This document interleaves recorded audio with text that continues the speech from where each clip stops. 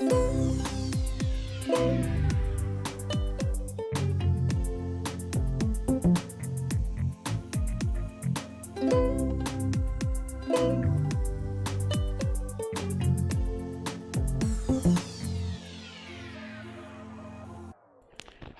everyone and welcome to another episode of the Discomfort-Zone podcast.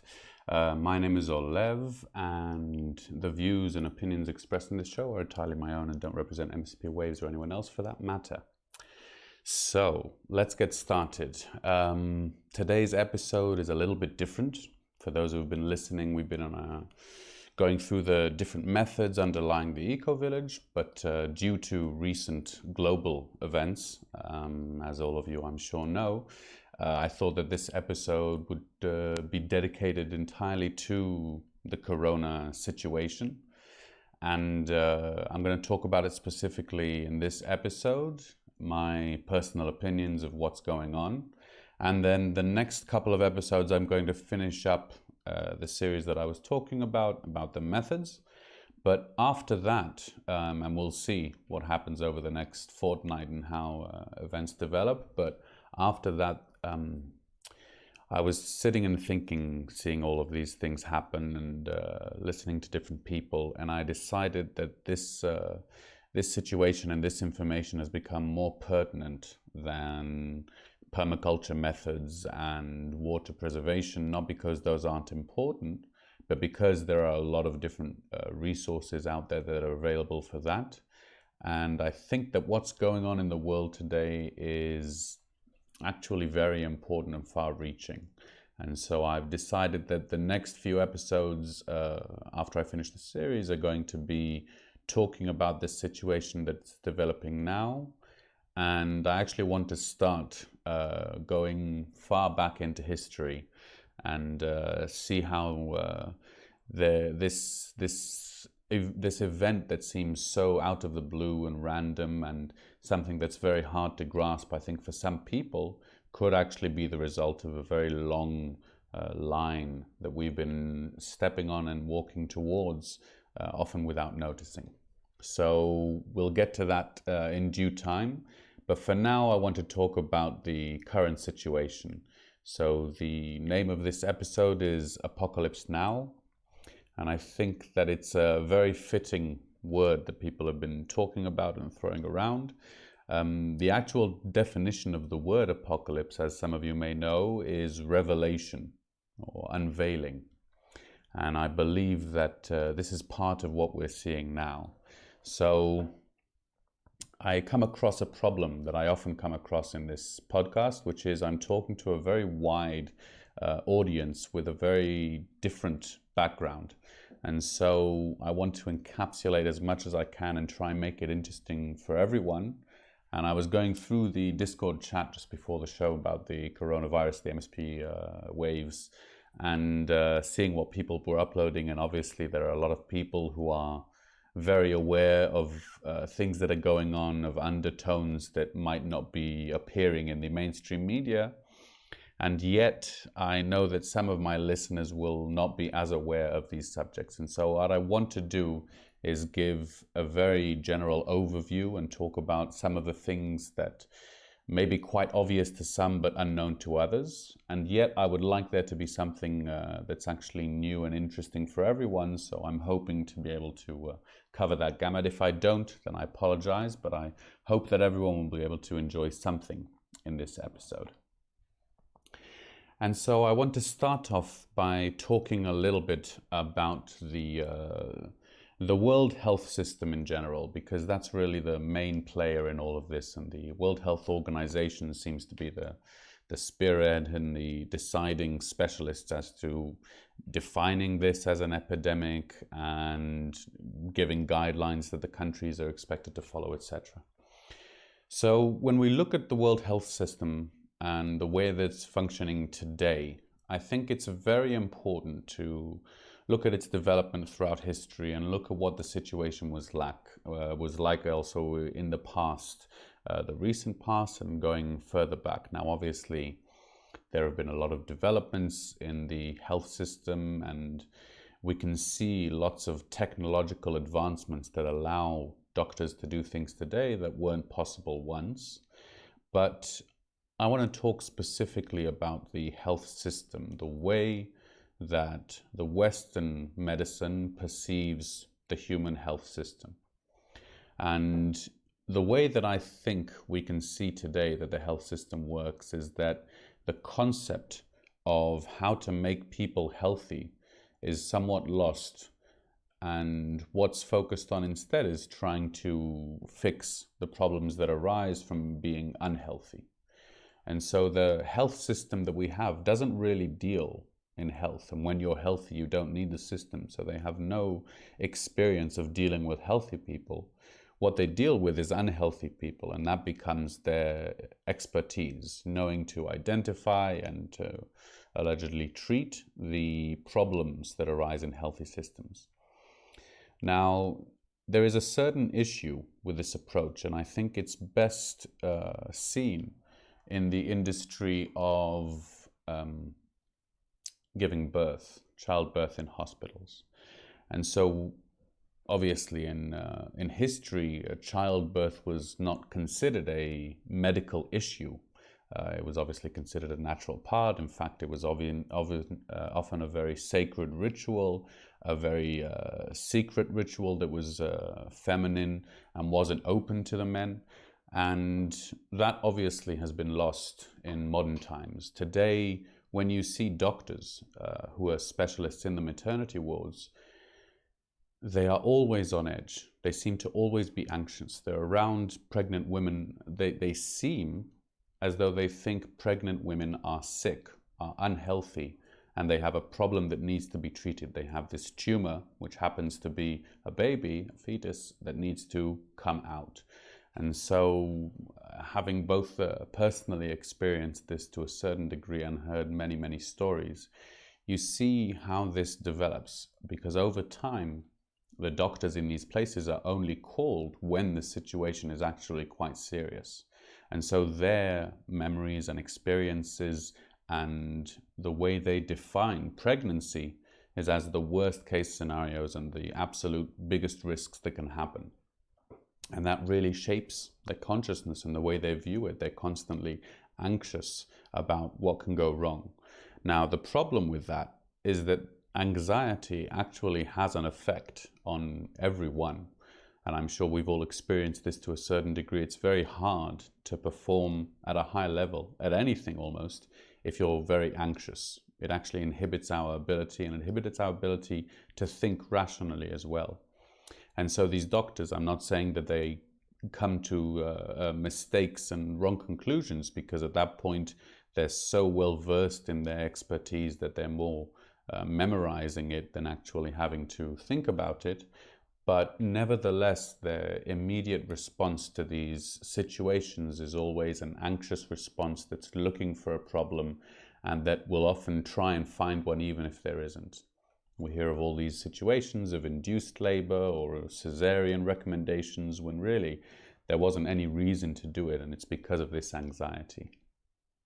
And that example is very easy to see, but it might be a little harder to see that when we're looking at doctors, because we're used to doctors being these people who are experts in the health of humans and in being able to heal people. If you have a problem, there's really very little else that is considered a possibility other than going to a doctor. Now, obviously, there's alternative medicines of different kinds, but the very name suggests that they are secondary, at least in most people's mind.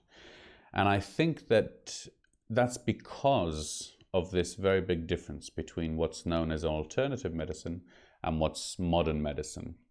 Because as we said, modern medicine deals with unhealthy issues and unhealthy people, whereas a lot of the alternative practices do very much the opposite. They try and focus constantly on the healthy side, how to stay healthy, and if you fall out of health, actually understanding what was the initial cause of becoming unhealthy to begin with. And this is something that always fascinated me in modern medicine, because there seems to be so little importance placed on the reason that something happened. What was the cause of this illness?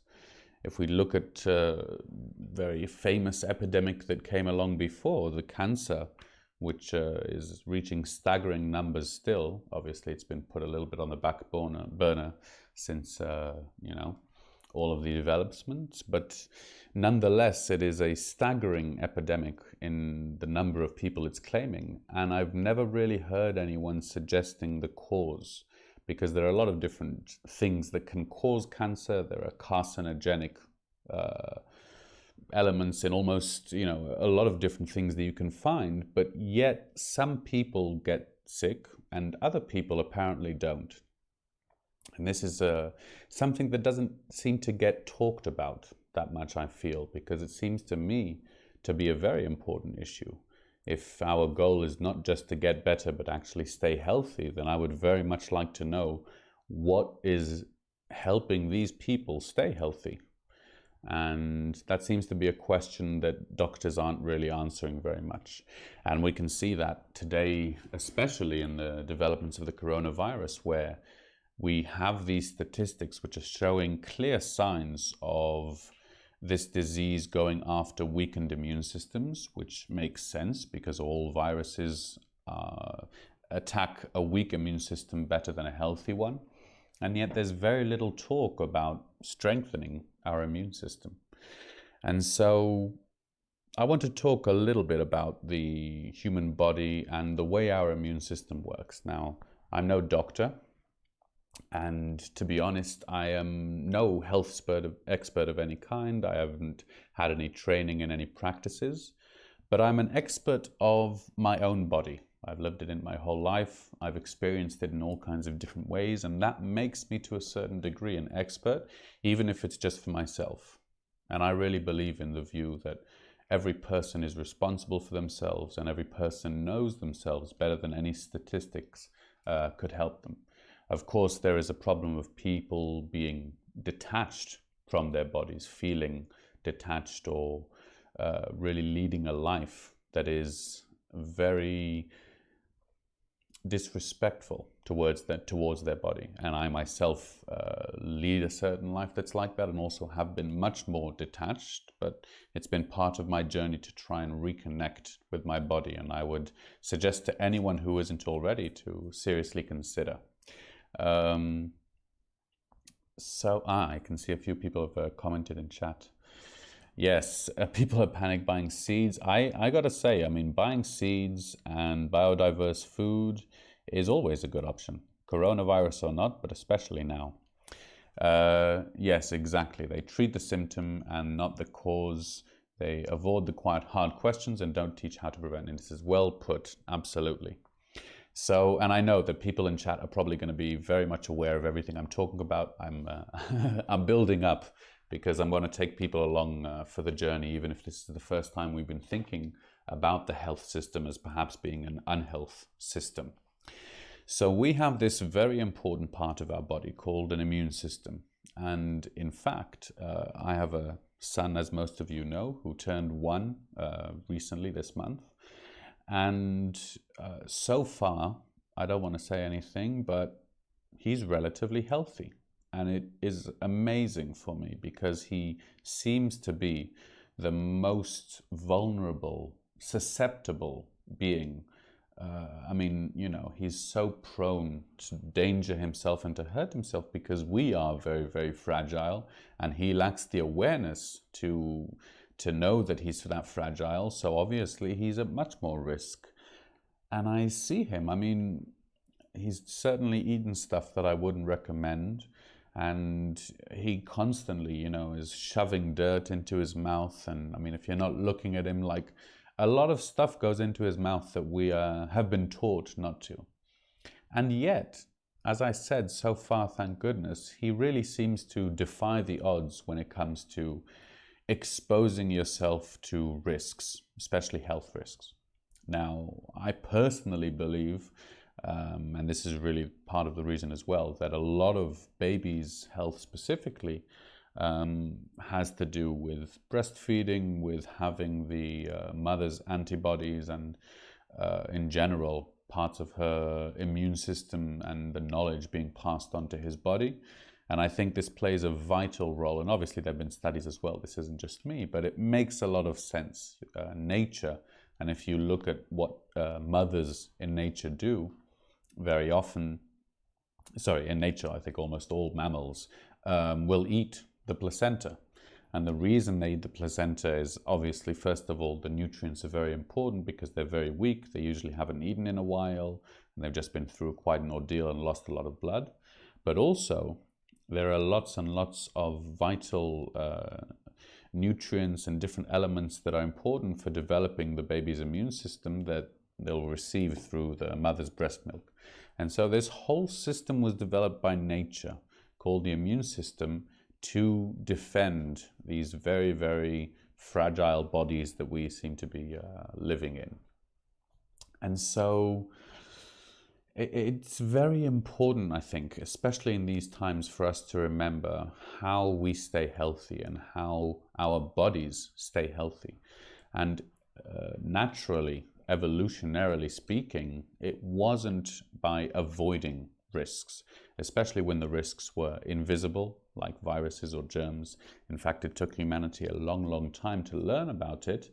But when you look at animals, obviously they don't know about germs, but a lot of their time they seem to be surviving very well. Now, obviously, I'm not going to compare, the sanitary behavior of certain animals to humans, but nevertheless, nature has developed around viruses, sometimes inhabiting hosts and killing them, and the immune system has developed to be able to recognize them sometimes and fight them off.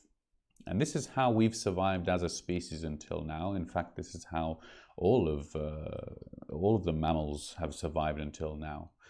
And so in recent years, there's been a lot of this discussion about vaccines and vaccinations, and I think there's been some debate worldwide about pros and cons, yes or no. And I'm not going to talk too much about my personal opinion because I don't want that to be the point. It isn't the point. The question should never be whether you should vaccinate or not.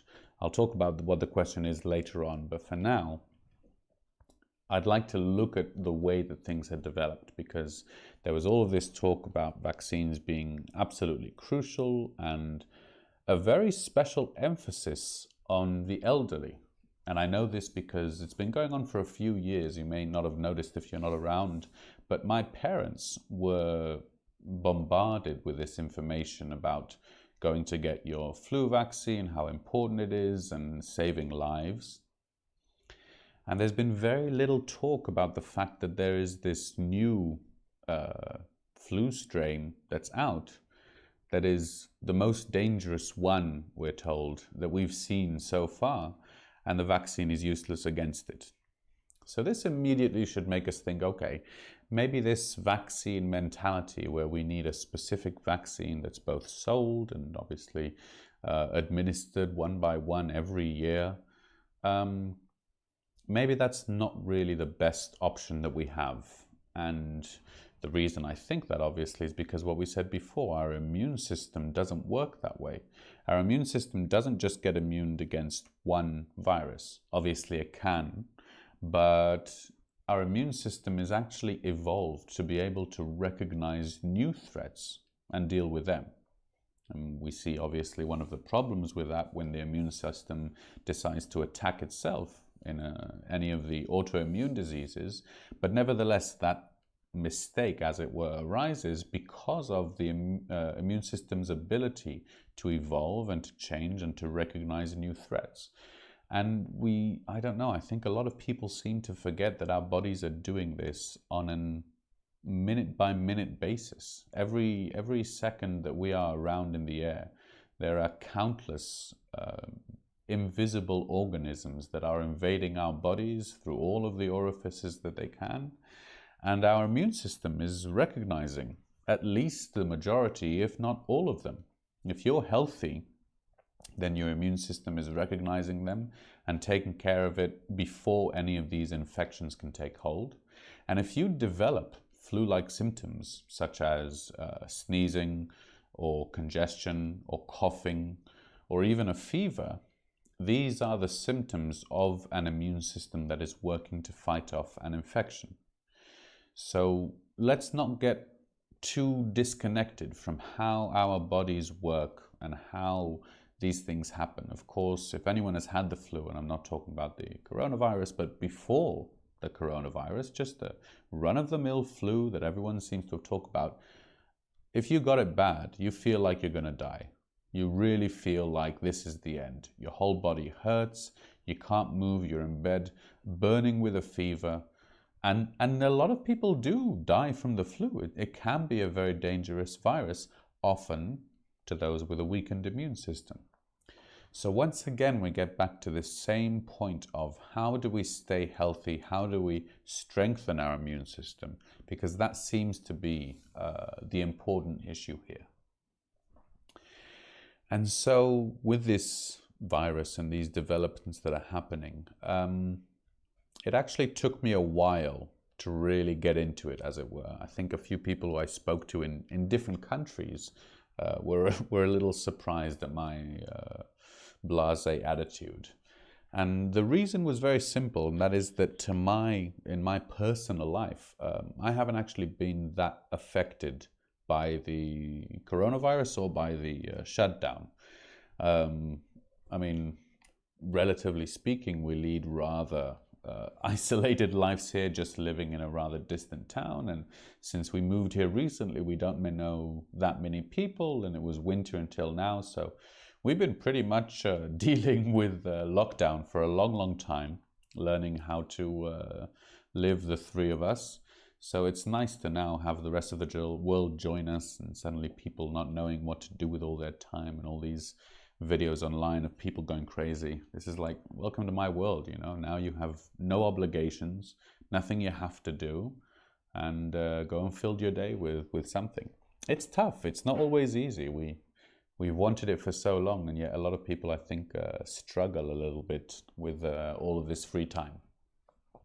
But I digress. The reasoning was that I basically didn't really recognize this being something that big until I started to see the measures that certain governments were putting in place.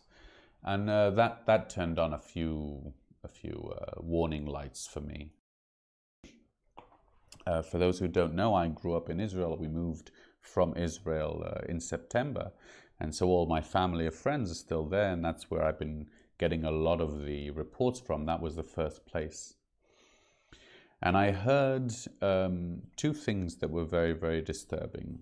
First of all, I heard about the police acting as part of the system to make sure that people were really quarantining themselves. People who had come from abroad were required to self-quarantine for 14 days, as I think now is probably everywhere. But back then, that was Israel was one of the first places, I think.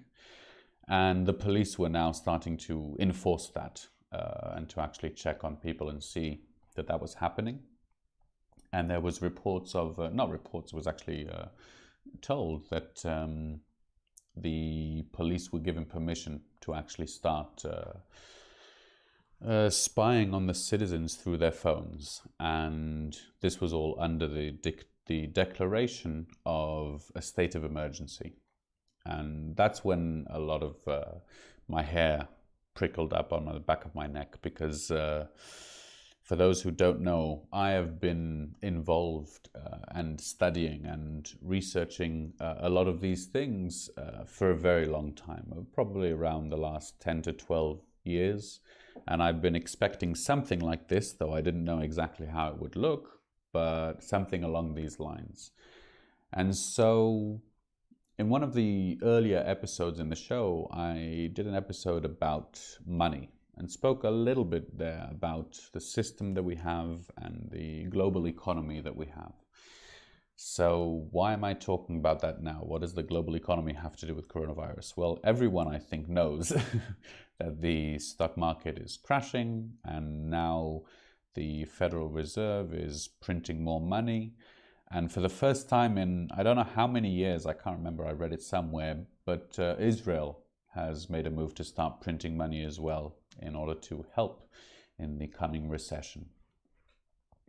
So I think there is a general agreement among everyone that this is a bad thing. Maybe not the printing money, though any of the experts certainly agree, but certainly the fact that we are in a financial crisis. We just don't quite experience it yet, but we are definitely in it now. We just don't know how long or how bad it's going to be.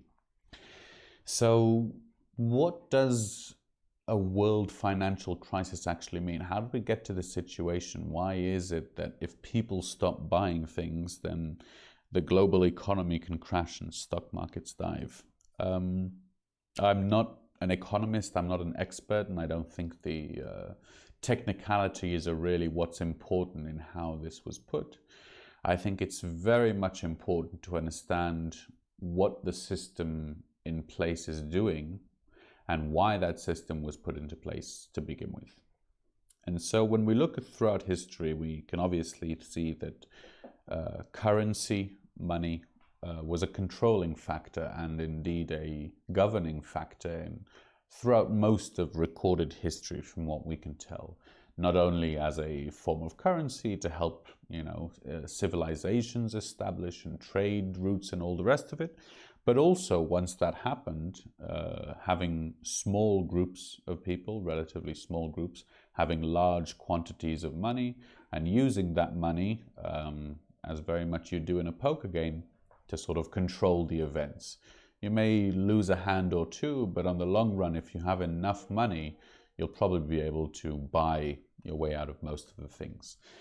And I think this is something that most people can agree on. I mean, I was rather shocked when I read Plato. I actually can't remember where I read it, but Plato talking about these traders, these merchants who were making money out of thin air, who were buying products and traveling to a different place and selling those products at a higher price and making a profit from nothing, really, obviously for their hard work, blah, blah, blah. But in Plato's mind, the value of things and the intrinsic value of things was very important. And suddenly there was this system that was allowing things like inflation, allowing things like theoretical money to exist, to come into being. And that is the system that we have today. We all, I think, can recognize the fact, because it's agreed upon, that when we use a bill of any currency in the world, we're using an IOU, a token of sorts. This is a promise that the equal of $100 or whatever goes to you. And if you have this piece of paper, and you can use that as a token that shows the worth of that money. Now, this system has a lot of problems in it. I'm not going to go over what has gone on throughout history, certainly over the last 100 years, because a lot has happened.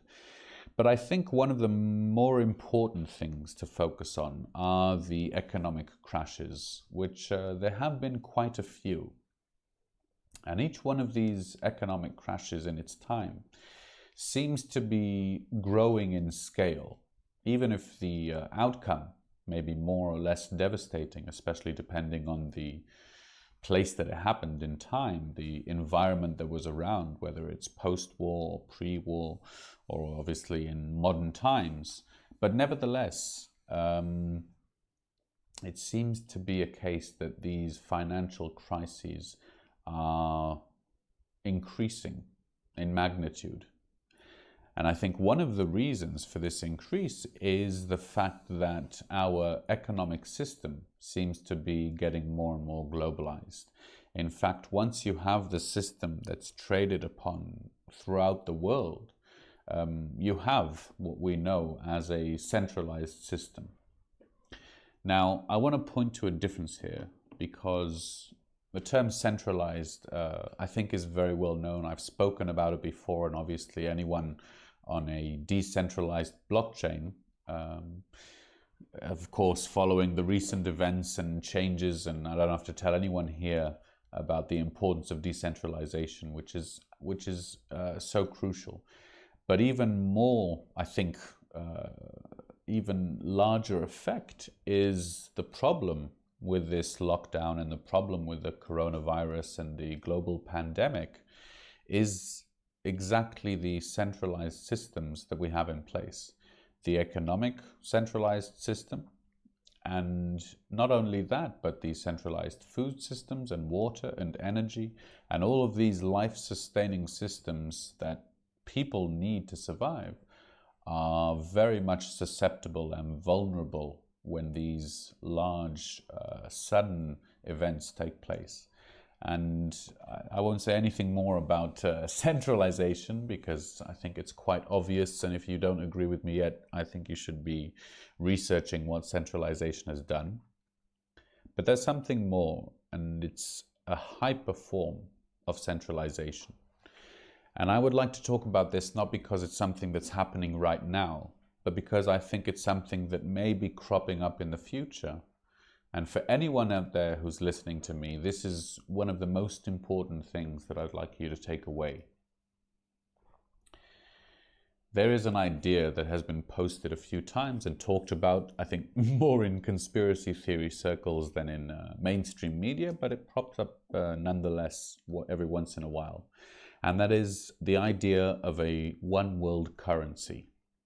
One universal currency that nobody has to trade anymore, and that it will be able to serve all of these purposes. And I'm sure that what the idea behind it is supposed to be is that if there's only one currency in the world, then it's a very stable system. The reason I think this without ever having read it anywhere is because that's always been the case for the financial systems that were put in place. The beauty of that is that if when you put something in place it's unstable, you guarantee to create a problem that later you'll be able to solve with a better, more stable system. And so you can continue doing this over and over again. The stock market itself was put into place in order to prevent these economic crashes. It was actually developed to stabilize the market. Now, whether it has done this to a certain degree or not is irrelevant. At this point in time, we can all see that when the stock market crashes and it leads to a global recession, it doesn't seem to be doing its job, even if it only happens once every 8, 10, or 15 years. So this idea of one world currency is something that I find very, very frightening, and especially when everyday people or laymen like me hear that idea and think, you know, that actually makes a lot of sense. I mean, why do we need all of these currencies really? Wouldn't it be a lot easier? Wouldn't it be a lot more convenient? I mean, it's anyway a bartering system, so why don't we just have one world currency? And I think this is obviously not my own opinion, but something that I've heard for a while. There seems to be a movement towards a cashless society, a cryptocurrency society, which will eventually be led into the one world digital currency. Now, I myself am obviously with digital currency, and I own and I certainly believe in it at the current point in time. And I'll just leave it at that for now, because I don't think that the future ideas that I have are really relevant in this point. But nevertheless, I think that the idea of a cashless society, meaning the movement of governments from cash in hand to a digital currency, can be a very, very dangerous move for the citizens, basically. And I think, now this is obviously my personal opinion, but it is based on some research that I've done, there is something that could be very, very dangerous that will happen underneath in the guise of this COVID pandemic. And that's really the core of what I wanted to talk about today. Now, I've mentioned a few of these things in the past. Excuse me. I've talked about the money, I've talked about the different systems that sustain us, but I want to make it absolutely clear that whether what I'm talking about is true or not, I'm not talking about it happening today or next week. I think that humanity should always be very weary about our freedoms and always be on the lookout for the next great dictator that would like to take hold, no matter where they may come from.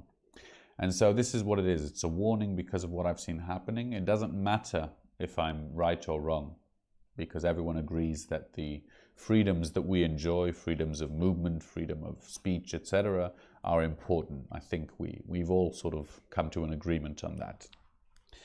And following that, I would like to talk about a subject that I think is probably one of the scariest subjects out there. Oh, I can see. Okay, I'm not going to react to chat right now because I'm going to talk about it in the end, but I can see that people are really on top of things, so that makes me very happy to not be alone in all of this. So I want to talk a little bit about surveillance and the surveillance that is afforded through today's technology. Now, this is something that's been developing over the last good few years. Obviously, the idea of surveillance is something that's been around for a long, long time. And for those who haven't seen it, there's a wonderful film called Enemy of the State with Will Smith and Gene Hackman. I think it was like in early 2000s or even 90-something. And it's a film about a conspiracy theory and some guy gets sucked into it. And it was just very well depicted on how these government agencies act. Now, obviously, since then, there have been a lot of spy movies and I think we've all seen the Hollywood, portrayal of it. But a few years ago, something really extraordinary happened. And I don't know how any of you reacted to it. I'd love to hear about how people felt when it happened. But there was a guy who was called Edward Snowden, and he came out with some very unexpected news, I think. Now, obviously, there was a lot of talk of this before, and people were even seeing it happening, but here's a guy who is an actual whistleblower, who was working with the NSA, and he was working as a private contractor, so he wasn't even, sworn under that. And he decided to leak all of this information, and I'm not going to go into whether, whatever, as a personal, his character or anything like that. It doesn't matter. What matters is that as a society, what happened at that moment was that we all gave our consent. And I mean this in the most inclusive way, because since then, I've been constantly talking about and being aware of the fact that I'm being recorded through my phone, through my computer, laptop, anything digital that is recording. And we really did give our consent to it. Maybe a lot of us thought nothing of it. Maybe a lot of us didn't want to think too much of it. I don't know the exact reasoning, and I'm talking about myself as well, because obviously if you'd have asked me, do you think it's okay for a government to spy on its citizens without knowing? I would say no.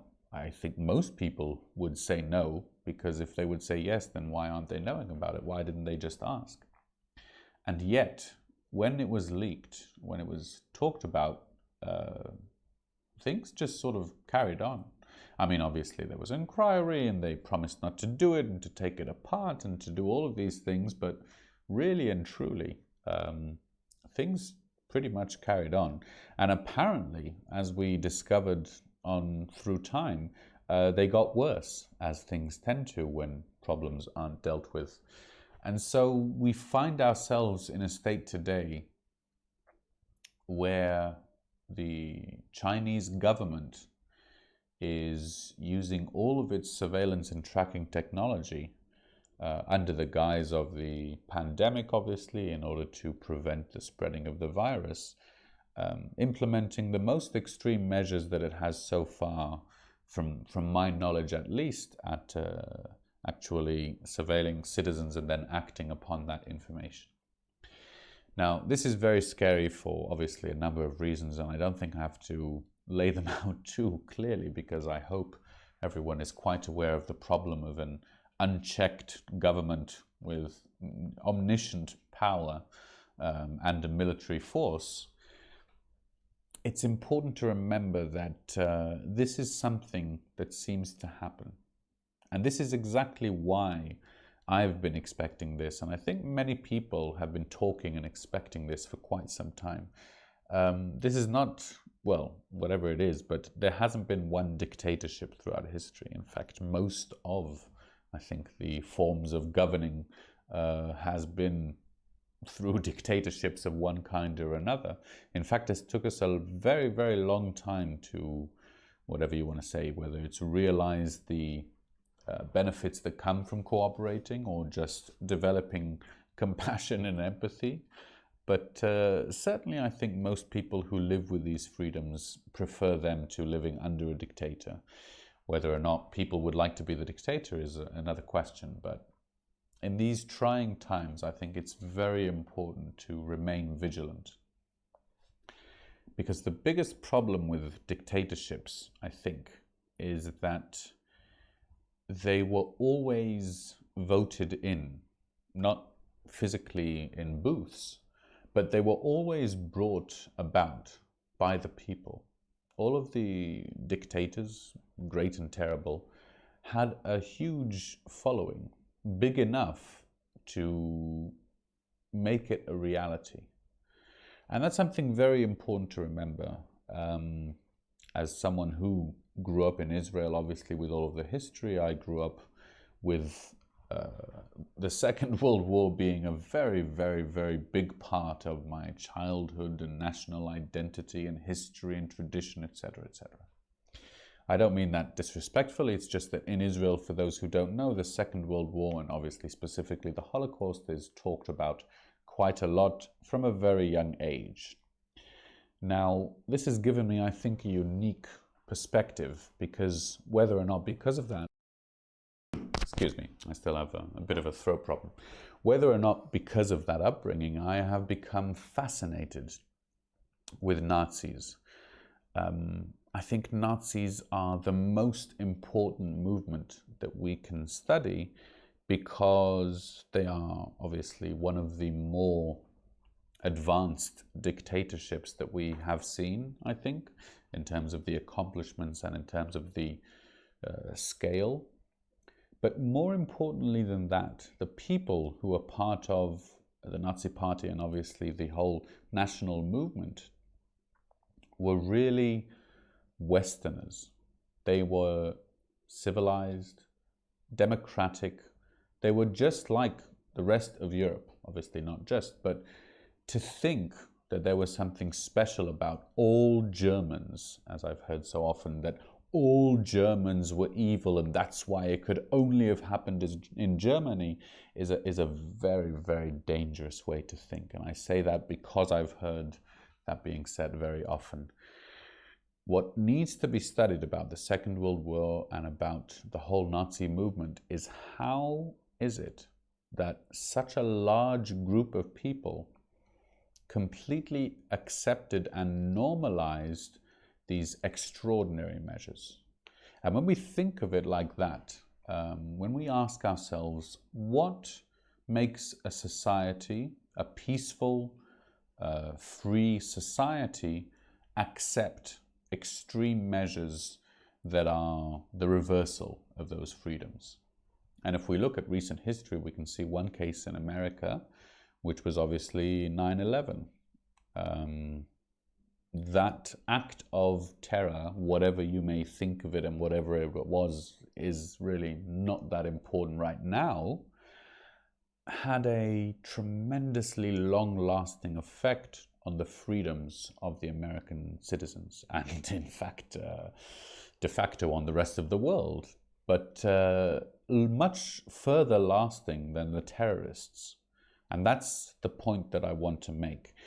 When these situations arise, whether it's a global pandemic, whether it's the Twin Towers collapsing, or whether it's the Reichstag burning, there is always a huge chaotic crisis that arises. And the answer to that crisis is very often extreme measures of revoking personal freedoms. And the beauty of that system, if you want to call it that, is that the people are asking for it. The people are no longer fighting against being locked in their homes, but they're the ones who are fighting the other citizens, saying you're irresponsible leaving your homes. They're the ones who are, I saw a website, opening up websites saying, stay the fuck at home. I can't remember, something like that. Like that was the name of the website. The whole thing is just this plea of these worried citizens saying, please, please stay in your house, please help us. And that, I'm not saying get out of your houses, I'm not saying disobey the government, I'm not saying anything like that, and you can't point it at me. But I am saying that that is very much the atmosphere that happens around dictatorships, because dictatorships can never happen with just one person or just the government or even just the military. As we have seen time and time again, it depends so much on the neighbors, on the other citizens becoming the secret police, maybe even subconsciously without noticing it, of people, and I am convinced that this has happened, phoning up the authorities saying, hey, he left his quarantine. I am a worried citizen and I want you to come and deal with him because he is disobeying the law. And when we get to a state like that, things can become very dangerous, because at that point, very often paranoid people or panicking or anxious or worried could really be demanding that their civil liberties be revoked. And I think it's very, very, very important for us to remember that our health system and our global economy and job security and all of these things, which are really, really vitally important, and I certainly don't want to, disregard them in any way, but they do not come anywhere near to the importance of personal freedoms. And the reason that is so obvious is because without those personal freedoms, we don't have those things to begin with. So I've had this conversation with some of my friends and they've said to me, well, what do you think is more important? Personal freedoms or health? Personal freedoms or people dying? Do you want older people to be dying out there just so we can have our personal freedoms? I'm exaggerating a little bit, but in my mind, that's how it sounded. It was on chat, I think. I answer yes. Definitely. And I'm not the only one who thinks that, because if you look at history, gaining these personal freedoms has almost always required people giving up their lives. And this wasn't elderly people who were, being caught by a virus because their immune systems were weakened. These were idealist people in what could have been very beautiful times in their lives, but they weren't because they were lacking these freedoms. And so if this question comes up of whether we want our personal freedoms or safety, security, health, a nice warm cuddle, someone who will come and tell us that everything is all right, it's very easy, I think, for us to remember. It's very easy for us to forget what a dictatorship feels like. I would hope that for most of you listening, you've never experienced it in your life, and probably no one you know. I would hope. Obviously, there are some still out there, but most of the world, to a certain degree, is a lot more free than it used to be. And that's not something that we can take very lightly. I think in today's world around us, the things that it's sort of very easy for us to forget. As I said to my wife, this is actually the first global pandemic that this generation has experienced. And I think the last really big one that we talk about was the Spanish flu, which was 1919, so over 100 years ago. And yet, when we look at the history of the last few years, we've seen quite a few scares of the pandemic. Obviously, the SARS, swine flu, avian flu, etc. But no one has ever experienced something like this in our lifetime. And because of that, I think it's very easy to forget that these pandemics are something that happen. In fact, the pandemic that we're dealing with now is a virus that comes from the flu. And as a humanity, we've had the Spanish flu, and obviously it's killed more people than we would care, but I'm not sure what the end game here is. If it's to eradicate this flu virus, what's to promise us there won't be another one next year? Sorry. And if there isn't another one next year, it seems that nature is still creating more viruses. So if we're trying to get to a place where we no longer have this threat of a pandemic, it doesn't actually work that way. Yes, exactly, Maikos. We actually have the Spanish flu now. We're just living with it. Exactly. We built up an immunity to it. And so these things, these health pandemics, or these acts of terror, or all of these things that happen, I think are built up. And the reason they're built up is twofold. Obviously, drama sells much better. But not just that. Fear and panic are excellent tools for maintaining control. If we're speaking of dictatorships, but also of democracies, growing up in Israel, it was almost customary for us every few summers to have the seasonal war, which just so happened to come near enough to the elections so that we could scare the people into thinking about war and who we would like to lead us in a time of war. Not who we would like to lead us in a time of peace, but who do we need who can stand up during the time of war and do what's necessary. And this is obviously something that happens all over the world. But it's one thing, I think, to vote in someone in a democratic process. Not that I personally partake in that, but, you know, I've never argued against it being something that people should do. But when it comes to civil liberties, the freedom of movement, and the fact that the governments are, consciously or not, instilling in people this sense of both fear and the security in the government. Fear of what happens when people don't listen to the government, and safety and security in the fact that no matter what, as long as they keep telling me what to do, I'll know what to do. And that's really what people want in this time of uncertainty. And so with my last few minutes with you, this is the message that I would like to give, because it's been a rather maybe negative episode, relative for me, I think. But these things are very important for us to face head on, the dangers that could be ahead of us.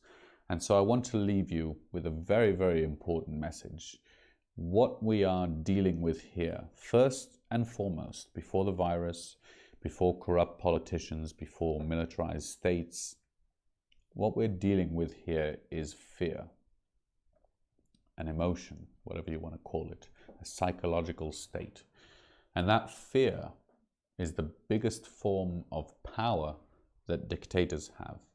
Because as soon as the population that is living under a dictatorship loses its fear of dying, its fear of things getting worse, its fear of being discovered, whatever it may be, that thing that's holding them back, once that population loses the fear and has nothing to lose, often that is the time that they revolt. Because that is the time that the dictator has lost his or her power over them. Has there actually been a female dictator? Oh, I think there has. I can't remember. What's her name? Never mind. I'll have a look afterwards. We'll post it in chat. If anyone knows who I'm talking about, have there been any female dictators? But nonetheless, the fear is the power that the dictator holds in order to control society. With that being said, the most important thing that we can do as a whole species right now is to please remain calm. Whether you're staying indoors, whether you're going out, whether you're worried about what's happening, or whether you're thinking what you can do, we cannot let that fear and that state of panic push us into certain states of being. Because it's when that happens, when we let the fear control our decisions, that these freedoms get revoked. Because under normal circumstances, we would never actually allow these things to take place. Well, I would hope. But we certainly agree that these things shouldn't happen. But once we start letting fear control us, we start seeing the taking away of freedoms as something that can benefit, because in return for that, we get the safety back, we get the security back. But that's an illusion. Whenever our freedoms get taken away, whether they're said to be temporary, whether they're said to be in our favor, it's not how these things work. Systems of power are always reluctant to relinquish power that they received. It almost always needs to be taken. And this is something that's much harder to do than not let them have the power to begin with. So I think I'm going to give chat a quick read because I can see a lot going on. But if you've listened so far, thank you very much for those at home. Oh, you answered the Virgin Queen.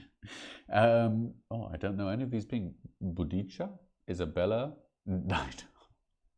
Yes, I'm not sure if these are. Wait, no. There's one woman who I'm thinking about. I think she was. I can't remember. I can't remember the name at all.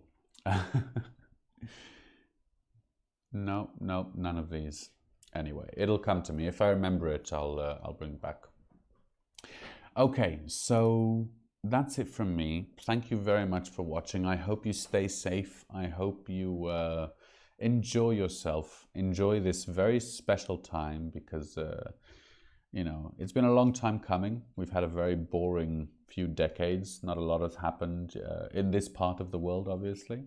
But finally, something interesting has kicked in. No. But I'm just saying, seriously, take care of yourselves. Don't take things too scary. Don't let the fear take hold. I have to admit that in the beginning, I was getting into a little bit of a swirl. I've been reading about these things and expecting it, and anyway, I'll be talking a lot more about my opinions about what's going on and what's underneath and how we've reached this point in history. But as I said, only in a fortnight. So if the internet is still up, if MSP Waves is still active, if everything is still going on as it is, then I will definitely be here. Did I see Crimson Clad in chat? Is there a show tonight, Crimson Clad? Let me get this right. It's in 2 hours. So it starts at 1 o'clock UTC. I think I got that right. 1 o'clock. I think I got it wrong last week. But it's 2 hours together. We'll string cans. Absolutely done. We'll send glass bottles with messages across the sea. Yes, we will do whatever it takes. I actually haven't downloaded any PDFs on setting up home networks from old computer pieces. I think I should get on to that. But have to say that I have a rather sizable library of PDFs for survival. I've been waiting for this moment for a long time. Now all I need is a constant supply of electricity, and I'll be golden. Okay, anyway, let's go 1%. Yeah, that's it from me. Thank you very much for listening. I hope you enjoyed it. I will be here next week as usual, and see you next time.